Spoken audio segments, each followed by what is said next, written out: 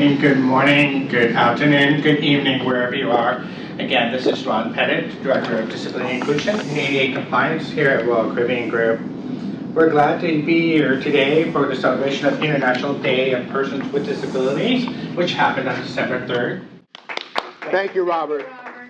Yeah, thank you, David. I love your story. I really appreciate you sharing it with us. Tracy, unmute and let us know what your question is. I actually was doing the same thing Rob did. Oh, geez. Applauding? All right, we love the applause. I feel it, Tracy. Thank you, Rob. Thank you. So why don't we just have a little conversation, David?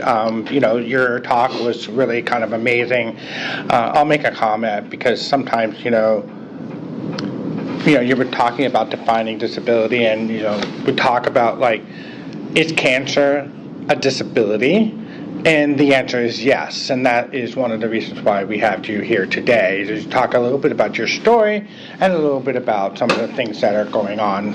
So one of the things that I wanted to ask you about your journey was, how does depression become a disability? You want to talk about that? Sure. To me, I think everybody suffers from some type of depression in terms of degree, right? It could be something that happened at school or work or your relationship or anything like that, right? But when it comes to disability and when it comes to cancer, I never allowed anything to take control over my life.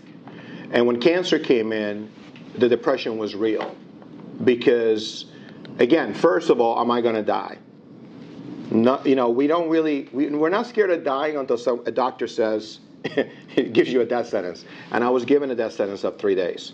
So when I say I'm cancer-free, to me, it's a big deal because when they gave me 3 days and I'm still here, I'm living a bonus life. So depression was real for me, Ron. And what ended up happening was that you feel pity. You feel worthless. You feel and for me, Ron, what you got to understand is when you see my portfolio of being on stage and modeling and billboards, and then I'm 124 pounds, I'll share a story that I think will bring it home. I went to the gym at 128 pounds. I started working out. I prayed, and God gave me the strength, and I went. I lasted 5 minutes. But throughout that time, Ron, after the fourth or fifth session, I was going to the gym with a little beanie cap. It was my gym. I was a manager. And I had an oversized shirt, which was small, but it was oversized to me, and pants. Everything was big. But one thing that I told my staff was, I don't want to talk to anybody. Remember about visibility? We were talking about that. So I don't want to talk to anybody. I don't want anybody looking at me. I don't want anybody, But if you would have met me before cancer, you would have said, oh, I'm a people person. I'm a charismatic person. I want to know everyone in the gym. And there was one lady that came to the gym, and she begged. She says, I am not a member. I have to see David. And she told my front desk manager, I said, David saved my daughter's life. So Betty comes and gets me. I go to the front desk and I meet with this beautiful, beautiful goddess of a woman. And she looks at me, and of course, I don't want her to see me that way. I have no eyelashes, no eyebrows, I have no hair, I have a beanie cap, I'm like this. And her daughter had come to the gym because she was being bullied at school. And she was underage, but I told her that I would help her. She said, I can't afford a membership or whatever. I said, well, if we got a parent to sign for you, I will make this worth it for you. And I will even get you personal training. And I did not know that that young girl wanted to take her life. Her mom comes to the gym and looks at me, and as probably you feel sometimes with physical disabilities, you don't want to be seen. But yeah, that day I didn't want to be seen. I looked like E.T. And then she walks up and says, I just want to tell you thank you for saving my daughter's life. And she said, can I say one more thing to you? You look like an angel. Now, if you looked at me in the mirror, Ron, I would tell you I don't look like an angel. The opposite. But yet, the words that she said was because some of us forget that our beauty is internal. When you discover that your beauty is internal, is who you are, what you do, and how you treat people, all of a sudden the physical attributes go away. I learned that too through my disability. I learned that through cancer. I hope that answers the question. Well, thank you for that. I mean, you know, I think you made some really great points about depression, cancer. Well, cancer is different, but a lot of disabilities are hidden. And, you know, we try not to use the word hidden anymore because it just means you're hiding something. So we just say non-apparent. But, you know, whatever study you use, it's roughly around 80% of people with disabilities have a non-apparent disability. You can't tell they're disabled by looking at them. And it becomes a challenge sometimes because it's a journey for people. And David, you're talking about things like, I don't want to share about my disability because of whatever issues. And sometimes when you start disclosing you have a disability, people make all kinds of assumptions about you. I have a disability, so I'm hard of hearing. I think many of you know that. But I also tried to hide it. When I was younger, I wore my hair long. It was like, I'm going to date myself. It's in the 70s and 80s where the guys wore long hair. Where's that Seems picture? like it's back in cycle now. But and I tried to hide the fact that I was hard of hearing. Yet it still became difficult later when I realized, okay, I want them to see my hearing aids, but nobody sees my hearing aids, really. So I still have to explain, like, I'm hard of hearing, I need you to stand on this side of me, this is my better ear. If you stand on this side, you're going to, I won't be able to hear you as much as I can. So there's a certain amount of advocacy that goes on out there, and I think the challenge sometimes with, you know, depression, you know, I think we all get depressed. I think the one thing that I wanted to share was, you know, there's a statistic out there by the World Health Organization that about almost 4% of the world population is depressed. And that's about 280 million people. So you're not alone out there. There's lots of other people who are depressed, and some of them are severely depressed. So, so the other question I wanted to And some of them are not acknowledging it. Yeah. Like they're not acknowledging their disability or where they are in life. So that's the other problem. Yeah, we have this conversation internally about things like, you know, mental health or mental wellness, and I want to shift the story a little bit about mental conditions. And some of that is really people who are in a journey, they may not know they're depressed. They know something's off, and they haven't diagnosed themselves yet, or they've been clinically diagnosed. And sometimes it takes a while. Like even for autism, I know many people who have been diagnosed as an adult. They've always known something was off. Thank you for taking my question, and then also thank you for being here with us today. My question is more towards, you know, the prevalence of cancer, and just maybe any research that you may have done or are aware of. So I was just curious as to, you know, your knowledge as far as maybe resources that people can use when it comes to cancer, and then also just, you know, any knowledge that you may have as far as it being so prevalent in the United States. Janice, thank you for the question. Yeah, I mean, in 2004 I was diagnosed, so it's been 20 years since this diagnosis. My cancer was very rare. I had an immature teratoma. If you guys can Google and YouTube, and my Steve Harvey interview was about, you know, that as well. And my TED Talk is about surviving your own cancer. But it's really about, I had such a rare cancer that it grows cancers. So the tumor itself is not cancer, but it grew cancer. So I'm like, I'm a very small percentage. So my cancer has nothing to do with my dad, my mom. It took 29 years to come out, right? It's really what the doctors revealed. But at the same token, it had nothing to do with my nutrition value or anything like that. So they're still dumbfounded, right, when it comes to my cancer. But I will say this, that my research and when I speak at conferences with doctors or anything like that, I'm usually the only non-doctor in that conference talking about cancer. I will say that what I've learned is it's not just nutrition, but it's also stress. So we're living in a very, very stressful environment today than we were in 1980, 1990 to even 2000. And then with social media is adding that component that people are chasing something, they're running towards something instead of taking that time to meditate, to pray, to just, take those time for themselves, right? Or even take a vacation to Royal Caribbean and get away for a minute and disconnect. But what's interesting about it is that it's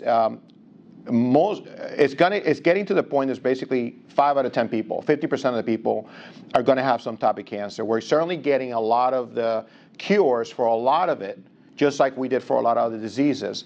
But there's new cancers like my cancer, immature teratoma, that they're still dumbfounded about. But my prayer is that the one, like for me, I'm very much involved with breast cancer. I do a lot of events for women. I'm in the women empowerment business. So I deal with a lot with Miami.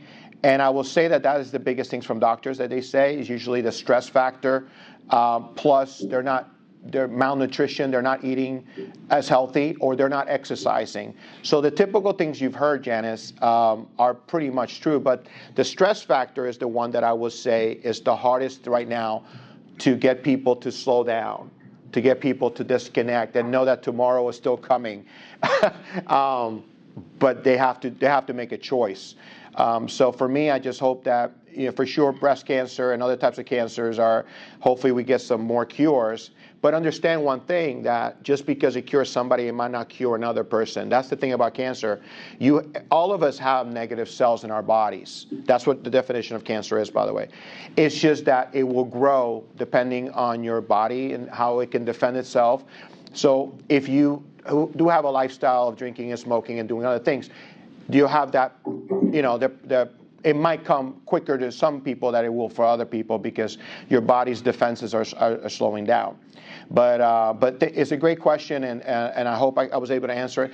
In terms of resources, I'm going to be doing a lot of work in my documentary, which I will have some of those answers hopefully there when I'm finished with it, hopefully next year. Applause. I had a question when the topic of non-apparent disabilities came up, and I was wondering if you could share your personal experience. As you were battling cancer and you were out in the world, and people maybe didn't recognize the battles you were fighting internally, and maybe didn't recognize the needs you had.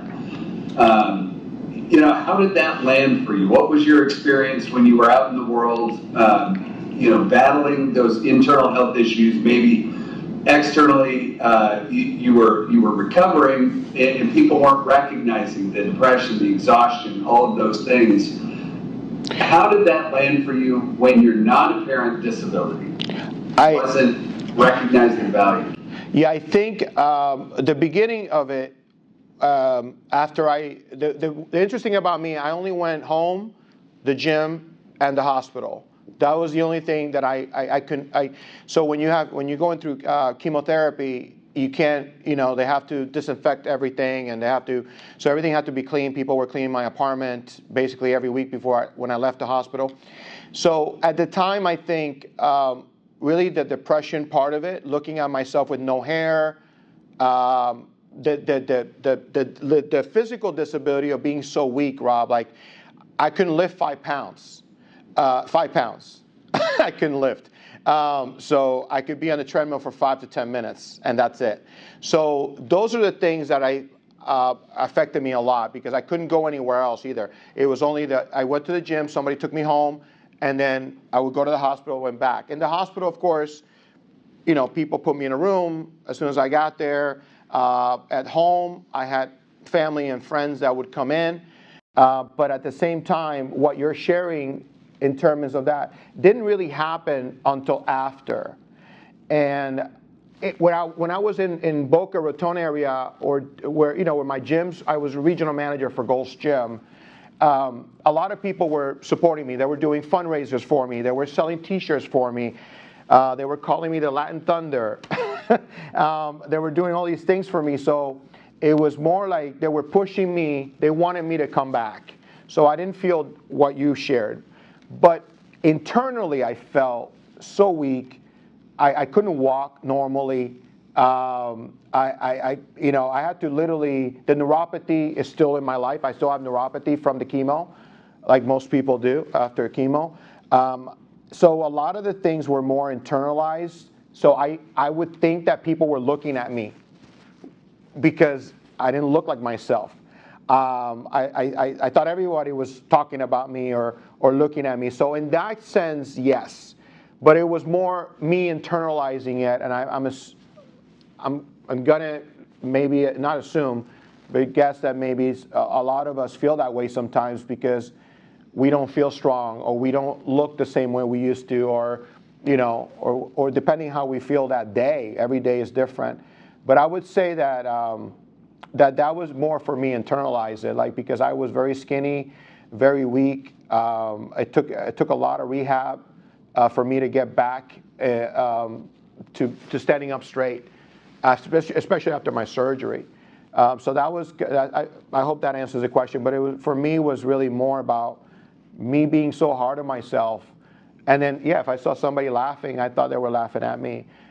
So that part of it, I do try to empathize a lot with friends of mine that are not just disabled physically, but also mentally, because I am a spokesperson for the neurodiverse community. I am a part of the speaker group, and I speak to young men and women with autism and Asperger's and dyslexia and things like that. So I always tell them, like, they're not laughing at you. It's like it's one of those things that mentally you have to block it out and just focus on you. But it's difficult, especially at the beginning for me. It was very difficult, Rob. Thank you for answering that question. Can I do a quick follow-up? Sure. Would that be appropriate? What would be your suggestion for one thing that a non-disabled person could do so that to help a person with a disability, someone who's fighting that internal voice that's telling him that this is a challenge, they're laughing at me. What would be one thing that a person could do to help calm that voice, or to inspire confidence, or to make the interaction comfortable and accessible? Well, the first thing we don't do is tell people, I know how it feels. Right. When someone comes up to me and says, oh, David, you had cancer. I know how, oh, man, I'm so sorry you went through that. I know how that feels. And I've had to learn, especially because I'm a public person, I've had to learn not to react. That's why I talk about, listening, taking time, and then reacting, right? Because I don't want to offend anybody. And it's not, they're doing it, I know it's coming from a good place, but it's not. One of the things that I want to kind of take a step back, I would say that things like this, like what we're doing today, and I do a lot of corporate seminars for real estate companies and business companies, and I try to talk to the employees that are not disabled or they don't consider themselves disabled, to get to them to be empathetic. So I think that the support system has to come from people that are not disabled, or they don't know that they have a disability, because I think we all have some type of disability, to be honest with you.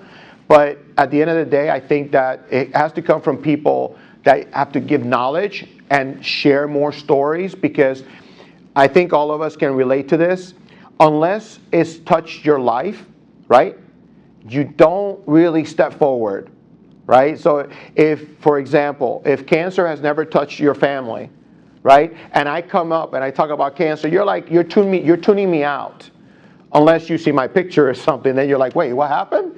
But it happens with every cause, right? It happens with race, or with women, or with any movement that goes on. Unless you're in it, or it affects your life in some way, you honestly don't pay attention to it. So what I did with a Speak Out for the neurodiverse community was to do a lot of talks for them internationally, especially in Spain, to get to people that don't consider themselves disabled. At some point, you're going to have a challenge. So that person, if you get to talk to them, maybe you can share your story. You know what I'm saying? So I think it has to come from the people that think they're good right? Because I remember when I was just working out, managing gyms before I had cancer, Ron, and I remember I treated people nice, don't get me wrong, but because it wasn't affecting me in any way, right? None of these things affected me in any way. I was, kind of some type of public figure. So for me, it wasn't like affected.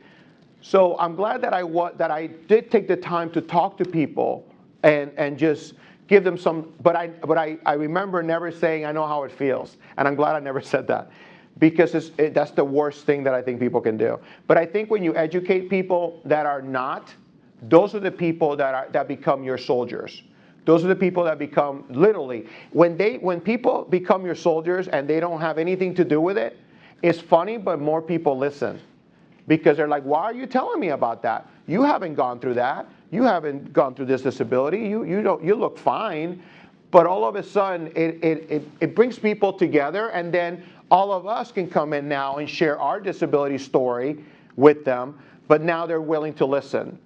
I hope that made sense. Got it. Yeah, thank you. I wanted to make a couple of points, and I think that one of them is, we touched upon this earlier, talking about, people and their self-disclosure about disability. And I think, Rob's question was a little bit also about wanting to know people better. So you have a conversation, you say, if you don't mind my asking, what is your disability? Can you tell me more? I'm just I want to learn. I want to learn more about you. If you put it in that space, in that Yes. format, I think you get to the place of helping and creating that safe space for them to talk about it. Because oftentimes, as we talked about earlier, you don't want to disclose, you're ashamed. There's many reasons why you don't disclose. And we touched upon that earlier. So you have to create that sort of psychological safe space for them to start talking about their disability and their story. And it's entirely up to them how much they want to share and all. Tracy did ask a question about that. You mentioned about not taking time to rest as part of your prevention. So she wanted you to expand on that. So can you talk a little bit about rest and prevention? You're talking about rest, like sleeping and taking time for yourself? Is that where? Yeah. For me, it's very hard, Tracy. I'm gonna be completely crystal clear. It's very hard. I live every day like it's my last, so I know I got to do better. But I'm probably the worst case because I live like to the end. Because I feel like every day is my last, so I want to help everybody. I want to pray for everybody. I want to do everything I can today and then when I go to sleep, I'm looking at, okay, did I do everything? But then when I do give advice, I do talk about 6 to 8 hours of sleep. Hydration is very important, and taking time for yourself. For me, the gym is my time. I think I do have a time. It's the gym. I work out 6 days a week, even though I have neuropathy, even though I have joint problems and things like that. I work out 6 days a week because I feel like if I don't work out, it's going to be worse. So for me, you would never know unless I tell you that I have neuropathy and stuff like that. But like I told Ron, I am talking about that more now because I feel like people need to know that. They look at me working out and say, how do you do all that? And say, oh, by the way, I have this. So what's your excuse? So, but rest, I would say rest or time away for me is the gym. Like I was at the gym last night at 10 o'clock last night working out till 11, and then putting this presentation together for all of you. Yeah, and David, I think, you have to find what works for you. It's whatever helps you to become, sort of well-being. It's about well-being, and not just mental, but also physical well-being.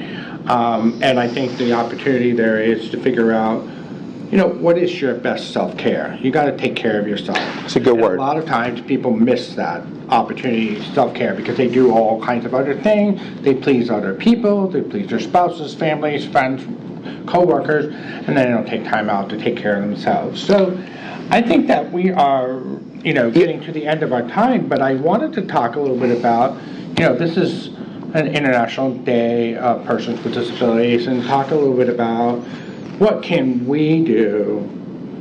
And I always talk about individuals because I always want to end, our conversations around what did you learn today and what can you do in your life, whether it's at home or at work. How can you take what you've learned today? It could be one little thing and you do it. But David, I wanted to talk a little bit about some of the international aspect because, one of the stats is out there is that 1 billion people around the world have a disability. It's about 15% of our global population. Now, the prevalence rate in the U.S. is a little higher. It's around 25% of the population has a disability. In the U.K., it's closer to 20%. So globally, there's different prevalences of disability. You mentioned Spain. You mentioned some other experiences when you and I were talking. Yeah, Spain and England. How do we become more global in our conversation around disability? Well, I think internationally, like I'm just even looking here, I see, España, Urbina, Castillo, Rodriguez. I see, Sanchez. I see a lot of, Spanish international names right there, right? Culturally. In Spain, it's very cultural, right? The men and women are looked differently in Spain in many ways. There's still things in Spain that here we probably would never see. In England, same thing. There is a hierarchy as well in terms of people hiding disability from anyone else. Especially in London, I know they're trying to do something new with the new regime, with the new king and prince and everything. But those are countries that are way behind. And I think here in the United States, I think it's higher because people are. I think, and I go back and I have to kind of give credit to like Simone Biles and Michael Phelps and these people that were dealing with giving up something so powerful to them to let people know, hey, I have a mental condition right now that is giving me a disability I can't perform. I think that opened up a huge conversation. I think when people like that use their platform for that, it's a big deal. But for me, I want to go back to the safe space in your business. Like something like what you're doing, Ron, and what Royal Caribbean is doing. A lot of companies should be doing this for their whole employees, not just for people with disability. I think everyone should be listening to this message so they can try to relate if they can, or at least empathize a little bit. Or maybe like we always say, in order for the harvest to come, we have to plant a seed, right? So all we're doing today is planting a seed. And I think if businesses start doing that, but you're right, in the United States is growing because I know for sure in the autism community, neurodiverse, Asperger's, I know for sure more people are getting diagnosed and they're realizing that it's interesting is I have friends of mine that went through so much in school that now they're like, this is why. And it's sad, but I said, well, you can't go back. But what you can do is organize your story and share what you went through with other people so then other people don't make that mistake for the new generation. So I think for me it will be more, I think the businesses can do a better job at being inclusive for everyone to listen to these types of messages and bring people to talk about it that can talk in general terms, not just in just one type of disability. So for me, it's physical, as you know. It was a physical and internal and also mental disability. So for me, I kind of have a few of those things. So, but how many of you, if you can just raise your hands or hit some button or something, how many of you share some part of your story already? Okay. Right. How many of you want to? And it's okay if you don't want to share. No, yeah, exactly. But it's a question, right? It's like one of those things that, so you ladies and gentlemen can do something for sure. But I think that not just you, it's like, I think we all need support from, we have to be now inclusive of the people that are not acknowledging that they have a disability. I think now we have to look at inclusivity in a different way. Yeah. Like this presentation, maybe the whole Royal Caribbean listens to it and they start doing something to reach out. Because for me, I'll be honest with you, is support, Ron. Support. For me, I was blessed that I had the support, not just from family, but my gyms, my friends, and people supported me. And even though they thought I was crazy when I told them I was going to live, but they still supported me, and they said, well, if David believes it, let him believe it. And that's one thing. Sometimes you need those people to just say, it's okay, let him believe it, because it's giving them hope. So anyway, I hope that. Yeah, but I think we're ending up on this whole conversation around this is a human experience. Yes. And I think we're not meant to live in isolation. We're meant to live in a community, and the only way we can do some of that is share our own stories, and we just have to be in a safe space where we can do that. And I know that some of you raised your hands, and some of you didn't, and I think some of it is a couple of things. One is not everybody here has a disability or ready to disclose. I think there's a lot of people out there that are just simply allies, or actually what I call caring for someone with a disability. That's another aspect of what we have here. And that's why I think part of the audience here is not just people with disabilities, but also allies and other folks. And that's important because we have webinars like this. We do have a disability employee resource group called ROAR, and Claudia Espana and I are co-chairs of that group. And a lot of our members are allies or caregivers, and I think that's the other part of the story, that there's a lot of us out there that are caring for someone with a disability or a medical condition, cancer, and so forth and so on. And they have their own experiences and challenges. So we're at the top of the hour, so we want to thank you all for spending time with us today. And thank you so much, David, for being here with us and sharing your story. And thank you, Elsa, for putting this together for us.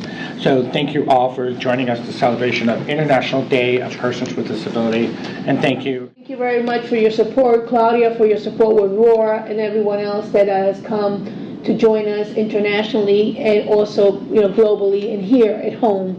So I want to thank you all before we close. I know you wanted to say something else. I just want to say thank you for staying with us, and I hope that something in the message resonate with what you're either dealing with or what you're trying to help someone else that's dealing with. And of course, if any of you want to reach out to me, you can. I would love to hear. When I do a speech, I love to hear from all of you. My social media is my name, everything you can share. Anywhere you go, just say Royal Caribbean, and then I'll know it's from you, or else I can send everyone my information. But I just want to say thank you again for listening today, and I really do hope it makes a difference in someone's life today. And again, thank you, Royal Caribbean, for the privilege and opportunity. Thank you, Ron. Thank you so much. Thank you, David. Appreciate your support. Bye-bye. Have a good one. Take care, everybody. Have a wonderful day.